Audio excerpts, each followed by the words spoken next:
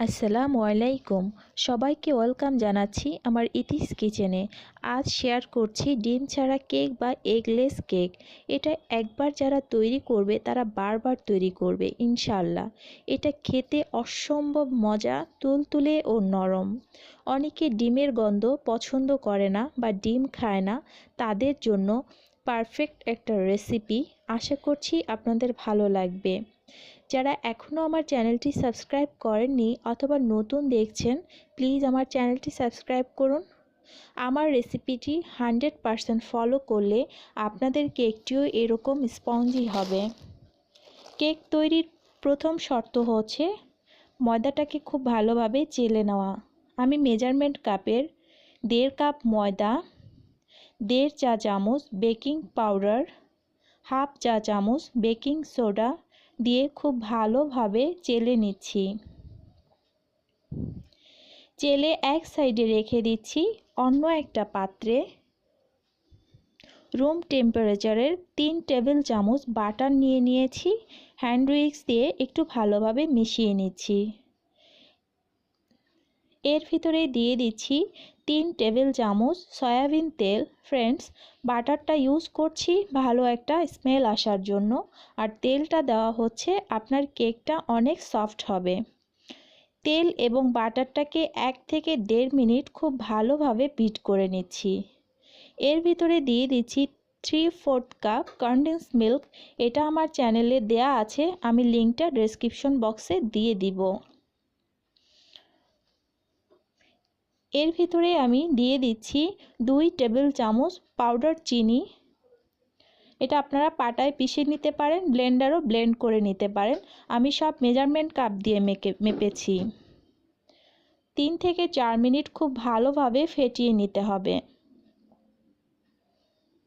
অন্যদিকে আমি butter milk তৈরি করে নিচ্ছি। এই জন্য নর্মাল টেম্পারেচারের 1 কাপ দুধ, 1.5 চা চামচ ভিনেগার, 1/2 চা চামচ ভ্যানিলা এসেন্স দিয়ে খুব ভালোভাবে নেড়ে 6 থেকে 7 মিনিট এক সাইডে রেখে দিচ্ছি। দেখুন আমার মিশ্রণটা ঠিক 4 মিনিট পর এরকম হয়েছে, কতটা স্মুথ। এর ভিতরে আমার বাটার মিল্কটাও তৈরি হয়ে গিয়েছে। বাটার মিল্কের এই যে ছানা ছানা ভাবটা, এটাই হচ্ছে বাটার মিল্কের বৈশিষ্ট্য। আমি কিছুটা বাটার মিল্ক দিয়ে কনডেন্স মিল্কের মিশ্রণের সাথে মিশিয়ে নিচ্ছি। ফ্রেন্ডস, এখানে আমি 3 বারে বাটার মিল্ক এবং 3 বারে ময়দার মিশ্রণ দিয়ে মিশ্রণটা তৈরি করে নিচ্ছি। এখানে একটা টিপস হচ্ছে, কখনো ময়দা একসাথে দিবেন না, এতে আপনার কেকটা অনেক হার্ড হয়ে যাবে। আমি দেখিয়ে দিচ্ছি কিভাবে আমি মেশাচ্ছি।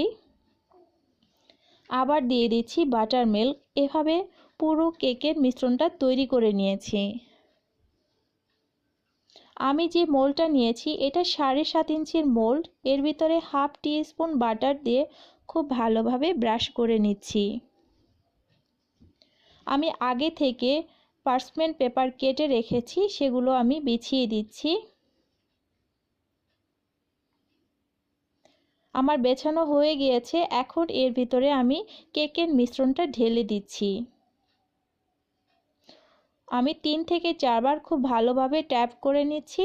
আমি যেহেতু এটা চুলায় করব, চুলায় আমি একটা বড় প্যান দিয়ে এর ভিতরে স্ট্যান্ডটা দিয়ে ঢেকে হাই হিটে 10 মিনিট গরম করে নিয়েছি। আমার প্যানটা অনেক গরম হয়ে গিয়েছে। এখন এর ভিতরে কেকের মিশ্রণটা দিয়ে ঢেকে দিচ্ছি। ঢাকনার যে একটা ফুটো থাকে সেটাকে অবশ্যই বন্ধ করে দিবেন।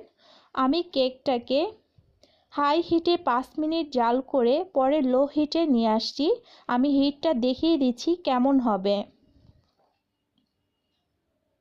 প্রায় 50 মিনিট পর আমার কেকটা হয়ে গিয়েছে। তারপর আমি একবার চেক করে নিচ্ছি। একটা টুথপিক দিয়ে ঠিক এভাবে চেক করে নেবেন। আমারটা হয়ে গিয়েছে, আপনাদেরটা না হলে আরও 5 মিনিট বাড়িয়ে দিতে পারেন। এই গরম কেকটাকে আমি ঘড়ি ধরা 3 মিনিট ঢেকে রাখবো। ঢেকে নর্মাল করে ঢাকনাটা তুলে নর্মাল করে আমি সার্ভ করব। ফ্রেন্ডস, এখন আমি এই যে পার্চমেন্ট পেপারগুলো আছে সেগুলোকে তুলে নিচ্ছি। আর দেখুন কতটা সুন্দর কালার আসছে। আমি একটু কাছ থেকে দেখাচ্ছি যে এটা কতটা সুন্দর কালার এবং কতটা স্পঞ্জি। আমি একটু কেটে দেখাচ্ছি যে এটা কতটা সফট হয়েছে। আপনারা এটাকে ডেকোরেশন করেও সার্ভ করতে পারেন।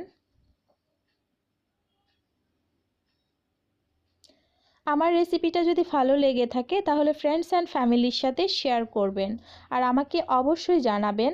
আর রেসিপি রিলেটেড যদি কোনো কোশ্চেন থাকে অবশ্যই কমেন্ট বক্সে কমেন্ট করবেন। তাহলে আজকের মতো রাখছি, আবার কোনো নতুন এবং ইউনিক রেসিপি নিয়ে আপনাদের সামনে হাজির হব।